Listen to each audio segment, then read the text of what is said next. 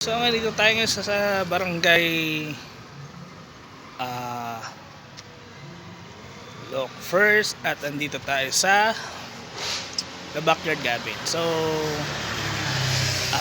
tara, samahan nyo akong ikutin tong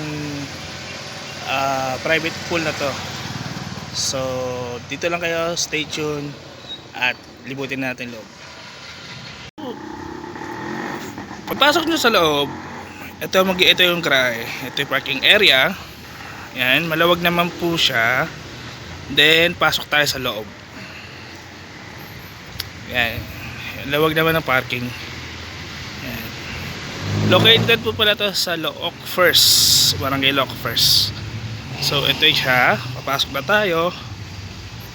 Yan, may iyawan. Yan, ito po yung lababo. Ang excited po dito, nakaka-excite yung swimming pool. So sa mga gustong mag-karaoke dyan, ito, meron po tayo dyan karaoke. Ayan, may upuan, lamesa. Dito po din sa likod, sa loob, pwede pasok yung sasakyan.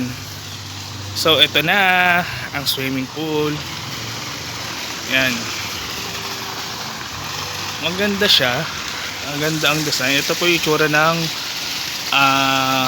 parang pwede nang stayan, parang ano siya, special or bahay bakasyonan. Yan, tingnan natin sa loob. Sa likod muna tayo. Ito siya, oh.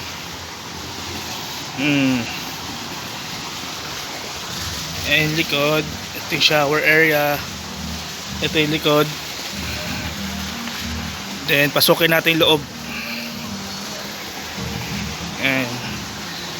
Pagpasok natin sa loob, ito magiging scenario. Ayan. Ayan. Ito yung kitchen. Ayan.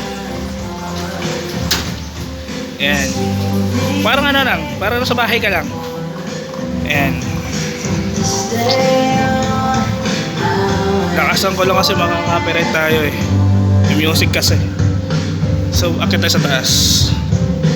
Makita ko sa taas. Ayan.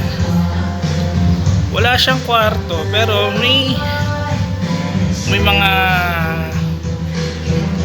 5 beds dito. Ayan. Ayan siya.